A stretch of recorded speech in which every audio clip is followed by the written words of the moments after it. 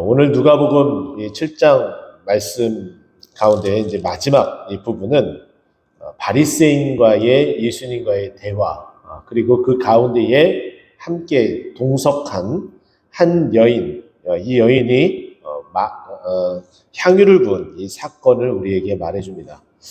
이것이 그 다른 복음서에 나와 있다, 나와 있지 않다 의견이 분분하지만 일단은 다른 복음서에서는 이 내용과 비슷한 내용은 있지만 나와 있지는 않은 것으로 보는 것이 맞다라고 보여집니다. 오늘 본문 말씀 보게 되면은 한 바리새인이다라고 36절에 언급이 되어집니다. 근데 이 36절에 나타난 한 바리새인의 이름이 44절 보게 되면은 그 여자를 돌아보시며 시몬에게 이르시되라고 되어져 있습니다. 또 뿐만 아니라 우리가 40절 말씀, 우리가 읽진 않았지만 바로 앞절인 40절 말씀 보더라도 예수께서 대답하여 이르시되 시몬아라고 되어져 있습니다.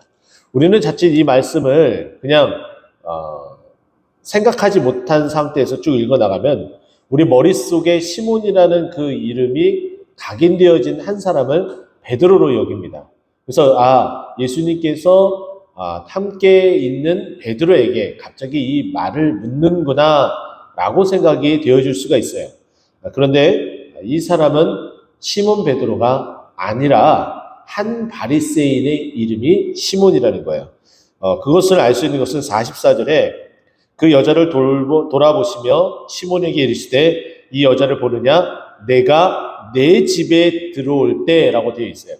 그러니까 누구의 집에 들어왔다는 거예요? 시몬의 집에 들어왔다는 얘기예요. 그런데 이 집은 누구의 집이라는 거예요? 36절에 나와 있는 것처럼 한 바리새인의 집에 들어가서 이 사건이, 이 일이 진행되어지고 있습니다. 바리새인이 청했기 때문에 이 시몬이라는 이 바리새인이 청해서 예수님이 그 집에 갔습니다. 과연 무슨 의도로 이 바리새인이 예수님을 청했을까요?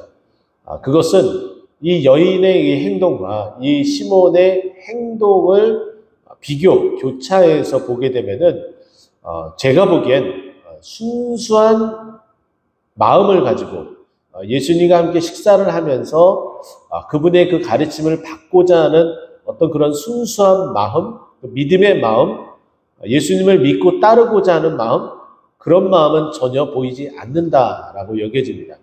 왜냐하면 여인은 예수님을 사랑했기 때문에 오늘 말씀을 보게 되더라도 발을 닦아주고 또 입을 맞추고 머리에 향유를 붓는 행위를 하게 됩니다.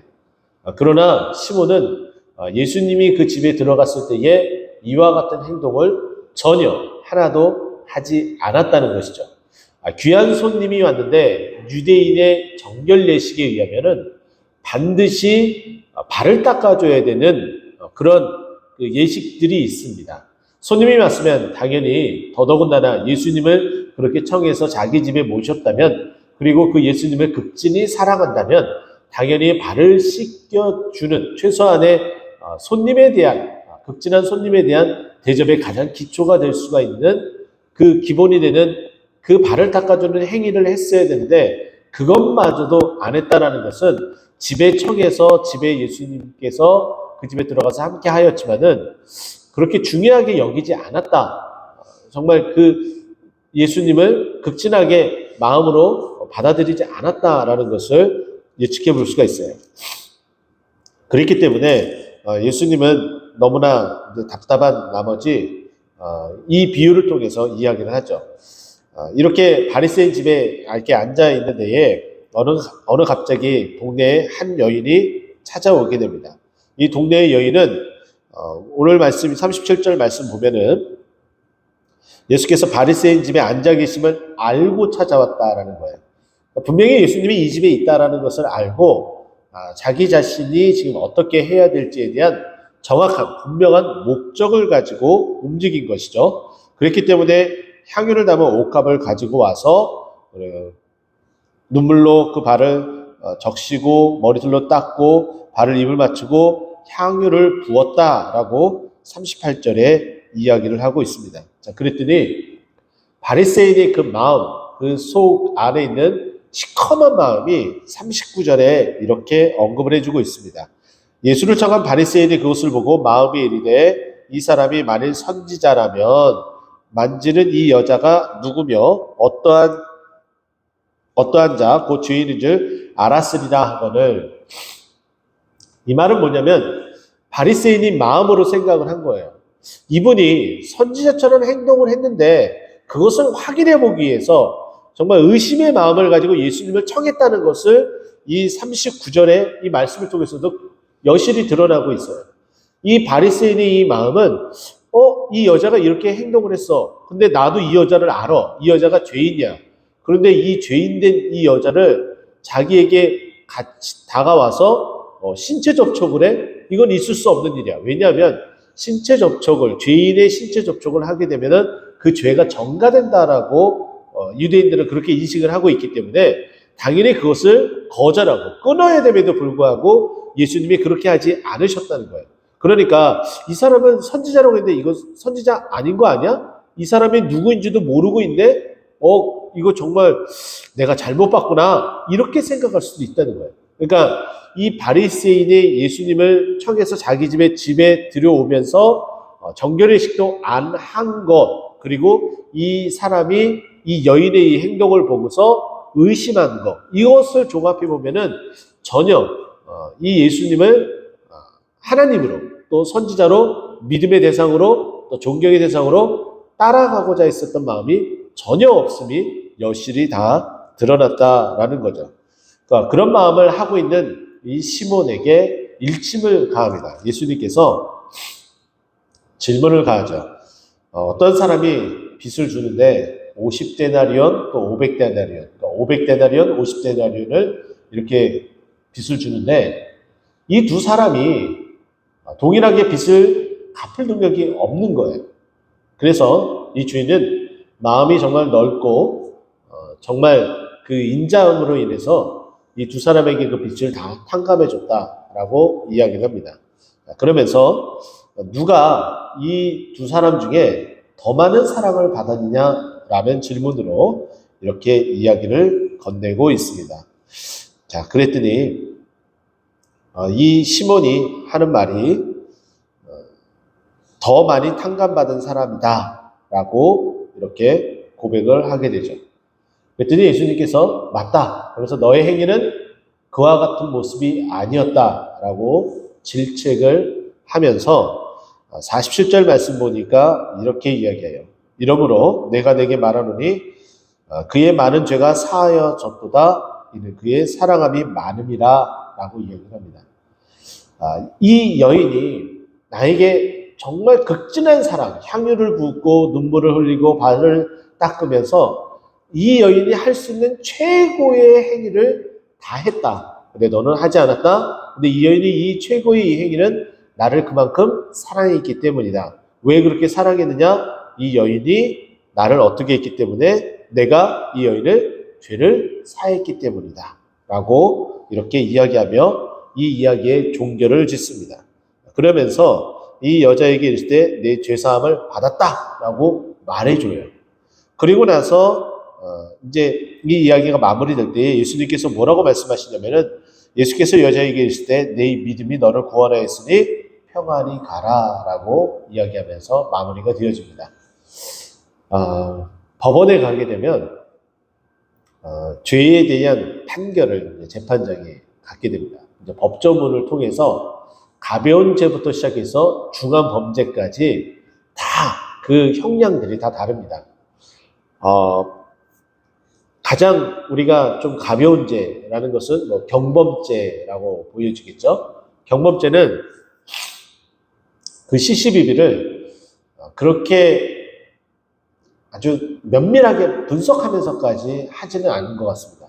가령 예를 들자면 그 자리에서 나오는 그런 일들, 직결심판 같은 거죠. 만약에 무단횡단을 했다고 하면은 그 자리에서 범칙금을 내는 것. 그래서 우리는 그것을 뭐라고 얘기하면 경범죄라고 이야기를 합니다. 그거보다도 이제 조금 더 시시비비를 가려야 될 그런 일들, 그래서 잘못을 했으면은 벌금형에 처해지고 또 조금 더 중한 범죄가 있으면은 그리고 이 사람이 좀 초범이거나 이러면은 판결을 내리고 나서 집행을 유예한다. 집행을 하지 않겠다. 기다려보겠다. 이건 정상 참작하겠다. 이런 취지로서 그래서 집행유예 기간에 더 이상 어떠한 일들을 안 하게 되면은 이제 그 집행이 이제 끝이 나게 되는 어떤 이런 일들. 그러나 정말 이 범죄가 중한 범죄로 가게 되면은 그 시시비비를 따지는 것을 매우 신중하게 하게 됩니다. 그리고 나서 형량에 따라서 1년, 2년 이것은 뭐 그렇게 무거운 형벌은 아니겠지만은 이제 5년 이상 또 이제 10년 이상 하게 되면은 중범죄로 분류가 되고 또 극악한 어떤 범죄로 넘어가게 되면 무기징역 이렇게 넘어가게 되고 또 살인과 같은 그런 행위를 연쇄적으로 하게 될 경우에 도의적으로 계획적으로 그리고 잔혹무도하게 살해를 하고 그 죄를 뉘우침이 없다. 우발이 아니라 도의적으로 그렇게 했다라고 하면은 그 죄질의 그 형량에 따라서 아예 사형을 처하는 그런 경우도 있습니다. 지금 우리가 이 자리에 앉아 있는데 우리가 어떤 존재냐? 우리의 죄가가 너무나 무거워서 사형 판결을 받은 자들입니다. 언제든지 사형을 집행당할 수 있는 그런 처지에 있는 자들이었어요. 그런데 우리 주님께서 우리를 위해서 십자가에 못 박혀 돌아가시면서 우리의 사형을 받은, 언도받은 사형 집행을 앞두고 있는 우리들에게 이제 그 죄가 다 사하여졌다라고 말씀하시면서 석방하게 된 거예요. 그러면서 그것으로 끝난 것이 아니라 우리의 신원주의를 하게 되면 기록이 남잖아요. 사형을 받았는데 석방되었다. 이렇게 남게 되는 일들이 있는데 그것마저도 다 지우신 거예요. 우리의 신원주의를 했을 때에 어떠한 기록도 남지 않는 상황이 된 거죠. 그럼 우리의 삶이 얼마나 평안하겠습니까? 만약에 신원주의 했는데 우리가 사형 언도받고 풀려난 기록이 있다면 우리는 어느 곳에 이력서를 넣게 되고 신원죄에 이제 버금가는 범죄 증명서 그것을 제출하라고 하면은 그곳에 우리가 이력서를 내기를 매우 꺼려할 겁니다. 근데 그것마저도 깨끗하게 무죄, 아무 죄도 없는 그와 같은 형태로 우리를 만들어 주셨습니다. 왜 우리를 그렇게 만들어 주셨을까요? 딱 한 가지죠. 오늘 본문에 말씀하는 것처럼 많이 사랑하기 때문입니다. 할렐루야. 우리 주님은 우리를 이렇게 많이 사랑하셔서 우리가 죄 없음을 말씀해 주시고 우리의 그 죄 없음으로 말미암아 마지막에 뭐라고 말씀하세요? 너희에게 뭐라고 말씀하시냐? 평안히 가라라고 이야기합니다.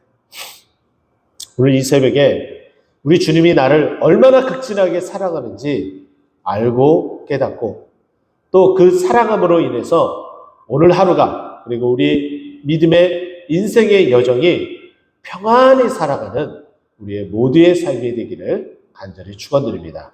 기도하겠습니다.